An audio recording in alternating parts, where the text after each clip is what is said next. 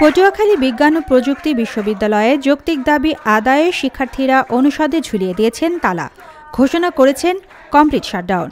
শনিবার রাত 12টা 1 মিনিটে বরিশালের বাবুগঞ্জে অবস্থিত রহমতপুর ক্যাম্পাসে animal science and veterinary medicine অনুষদের প্রধান গেটে তালা ঝুলিয়ে সর্বাত্মক শাটডাউন ঘোষণা করে শিক্ষার্থীরা। শুধু জরুরি সার্ভিস ছাড়া অনুষদের সব কার্যক্রম বন্ধ করে দেন তারা।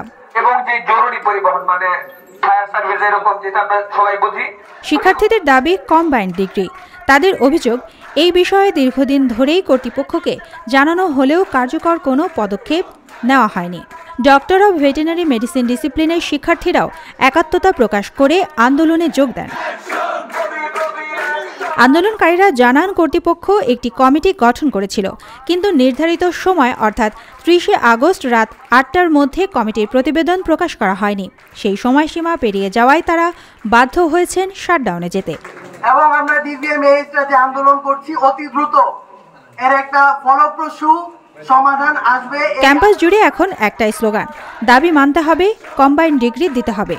শিক্ষার্থীরা হুঁশিয়ারি দিয়ে বলেন, দাবি পূরণ না হওয়া পর্যন্ত এই অনুষদে কার্যক্রম আর শুরু হবে না।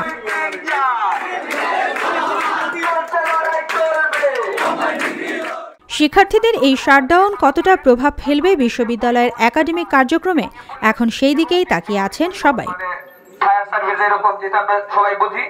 এগুলো হচ্ছে আমাদের কমপ্লিট শাটডাউনে আওতাভুক্ত হবে, বাকি সবকিছু কমপ্লিট শাটডাউনে আওতায়।